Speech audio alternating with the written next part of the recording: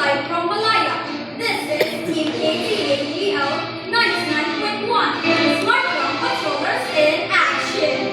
Team KTAGL, Philippines number 1. News with no bias.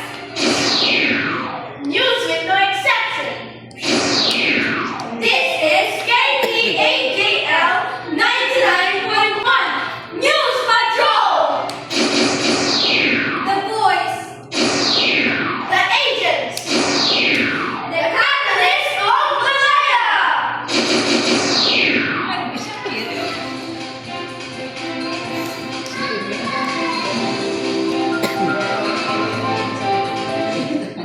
Good afternoon, Philippines. Good afternoon, Malaya. Today is 15 October 2025. I am Francisca Dilacatale, your female news anchor. And I am Mr. D.G. Edelosas, your male anchor. And you are listening to KTAGL 99.1 News Patrol.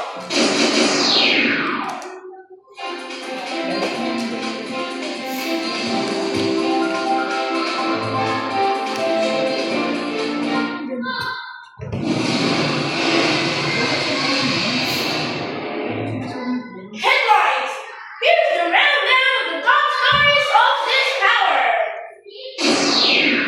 3 trucks of 45 years old Pigatan Bridge collapse. 7 hurt.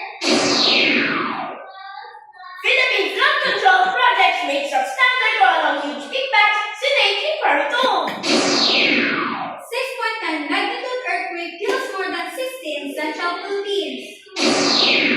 Route 2 tropical cyclones spotted east of the Philippines. 19 years old Albert De Los Santos sets junior world record at IWF World. Taylor Swift denies rumors she will stop making music after marriage. We'll be right back after this short commercial break. Stay tuned.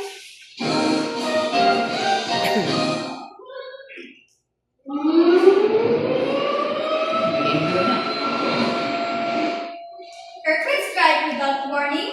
Be prepared, not lot of party. Get your emergency kit ready. Stop water, non-perishable food, and first aid kit. During an earthquake, don't panic. Instead, jump cover and hold on. A friendly reminder from Philippine Institute of Volcanology and from this station to be safe and secured.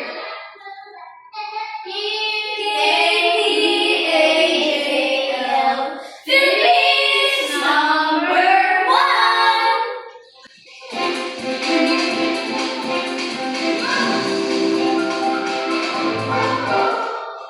3 trucks caused 45 years old Pigatan Bridge collapse. 7 hurt. Here's the report.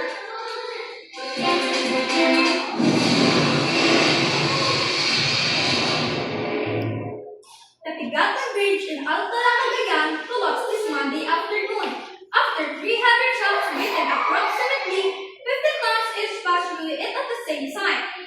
The authorities earlier state that 7 people were injured and were brought to hospital in Alcala and Dataran for further examination. This is Francisca Dilacatale reporting. Back to you, Rudy. Thank you, Kendra. Philippines flood control projects may substandard to allow huge impacts. Senate inquiry told. Here is the report.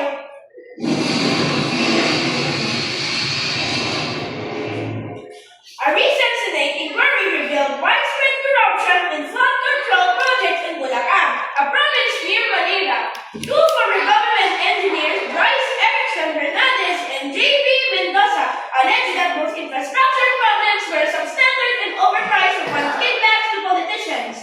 This is Mr. D.G. Edelosas reporting. Back to you, Kendra.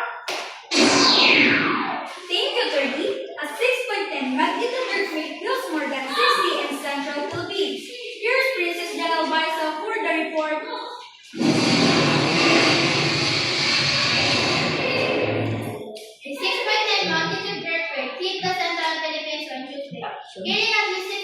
and injuring over 150.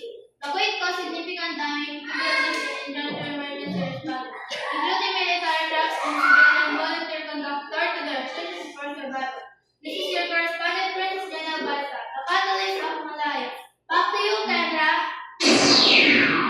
Thank you, Janelle. We'll be right back after more news after this break.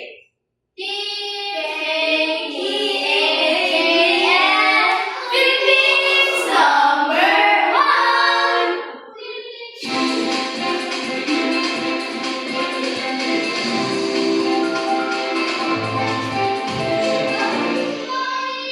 Clock strike at 1 minute after the hour of 1 p.m. Once again, you are turning in KTAJL 99.1 News Patrol! For weather report, two tropical cyclones spotted off east of the Philippines. Here's Athena Gamboa for more updates.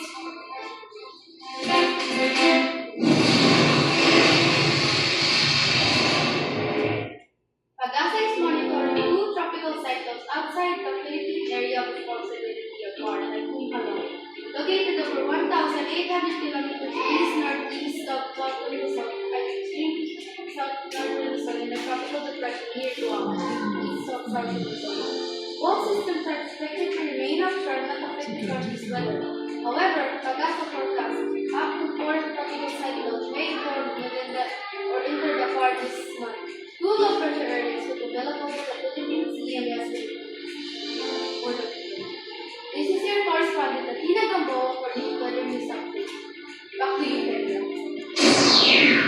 Thank you, Tina, for weather news updates.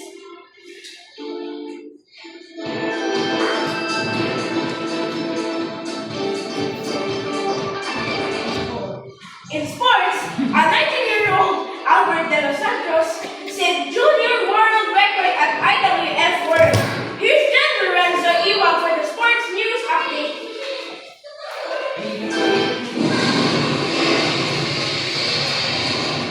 Albertian De Los Santos, a 19-year-old weightlifter from Zamboanga, broke the junior world record in being injured with a lift of 185 kilograms in the 71 kilograms division at the 2025 IWF World Championships for Norway, finishing 8th overall with a total lift of 322 kilograms. This is Lorenzo Iwag saying, winning isn't everything, it's the only one thing, but being fair. Thank you, Jan. Thank you, Jan Lorenzo, for the sport news.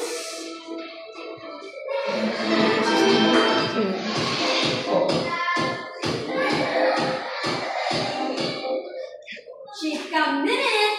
Taylor Swift denied commercial will stop making music after the rain. For more Chica, here's Dolly Argentine for more Chica Minute. Hey, hey, hey! This is the latest Chica Minute! Taylor Swift shut down rumors that she'll quit music after marrying Travis Kelce, calling the speculation shockingly offensive. It stated that her fiancé loves and supports her passion for music.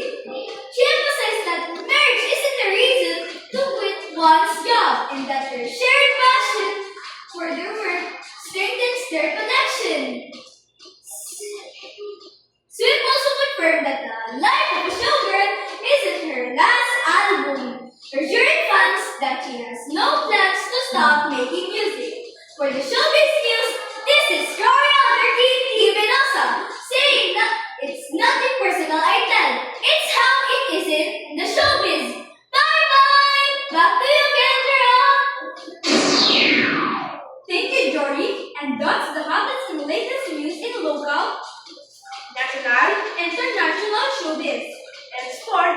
This is Francis Kendra de la Canale. Mr. DJ and Rosas. Jan Lorenzo Rosario Iwag, Princess Janelle Balsa, Maria Tina Gonzalez Gamboa, And Jory Albertine Himenosa. Say To God be all the glory.